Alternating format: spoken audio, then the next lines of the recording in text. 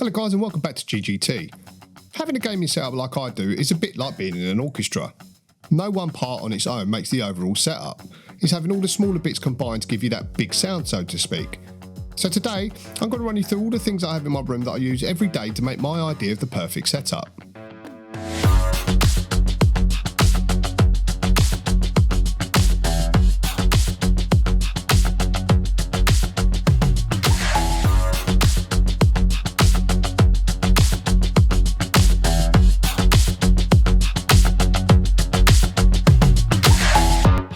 Although my channel has only featured this room in its entirety for the most part so far, I didn't just start off with a room full of lights and equipment.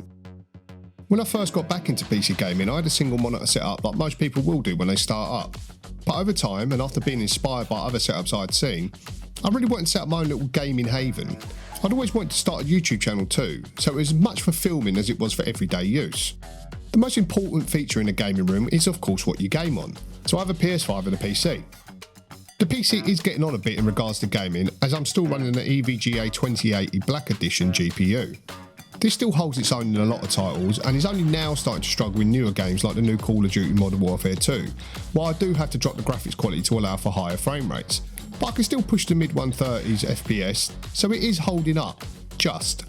Talking of frame rates, my main monitor is a 27-inch Acer Predator XB271HU and it's a 1440p monitor. This offers me 165Hz, which is plenty for me, and at the moment I haven't been too bothered about 4K gaming as of yet, and 1440 does me just fine. My other two monitors either side are the LG UltraGear GL650Fs I think. These are both only 1080p monitors and only 75Hz, but I never intended to use these for gaming and they were always meant just for multi-screen use. I play games like Football Manager on the main monitor and watch something on one of these, or they come in really handy to have screens open for like IQ and LG Hub when I am in a game and I want to change some settings on the fly.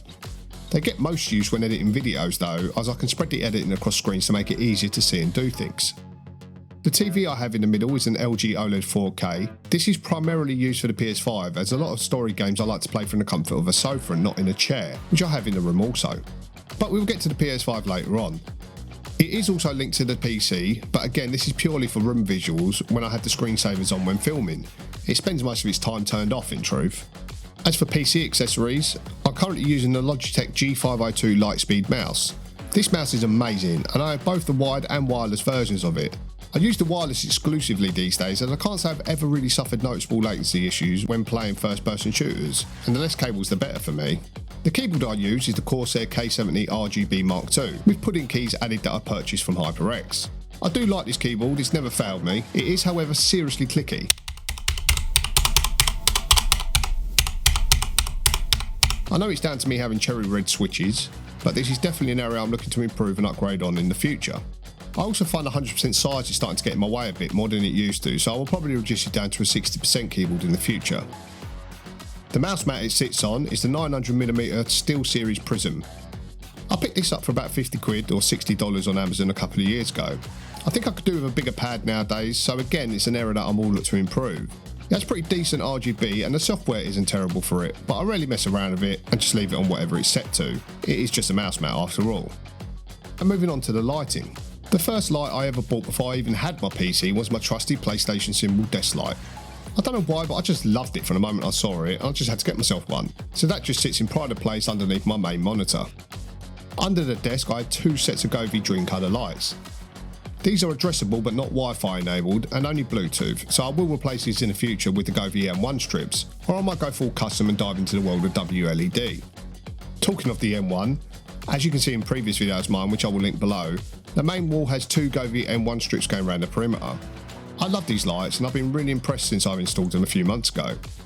The TV has a standard Govee LED strip behind it. These are non-addressable, so only offered solid colours, but they're there for more of a feel light rather than any sort of wow factor. Behind the two wall outer monitors I have a pair of Philips Hue play bars, which again give a nice feel of light to the back wall, which was lacking a bit of lighting before I got these. All these little bits just add to the bigger look. Talking of Hue, there are 4 Hue GU10 colour ambient spotlights in the ceiling. These are RGB and also white, so they serve as dual purpose of giving real light to the room when it's being used as an office space, and colour light when I want to set the mood. I have these 4 bulbs linked with the play bars using the Philips Hue hub which I have installed under the desk. Also under the desk is a Netgear switch for the internet, so I have all my equipment hardwired from my Ethernet that I run from the router downstairs. I just can't be relying on Wi-Fi for gaming, can you? The last main bit of lighting I have currently is the Govee neon rope light, which I added a few months ago in place of the Twinkly flex I had up there. I have done videos on both of these before, so if you haven't seen them, you must not be subscribed yet, so this is a great time to ask for a like and subscribe so you don't miss any future videos. I'll link these videos below if you'd like to see the comparison between the two. I do still think I prefer the Twinkly, but it's a lot of effort to change over now.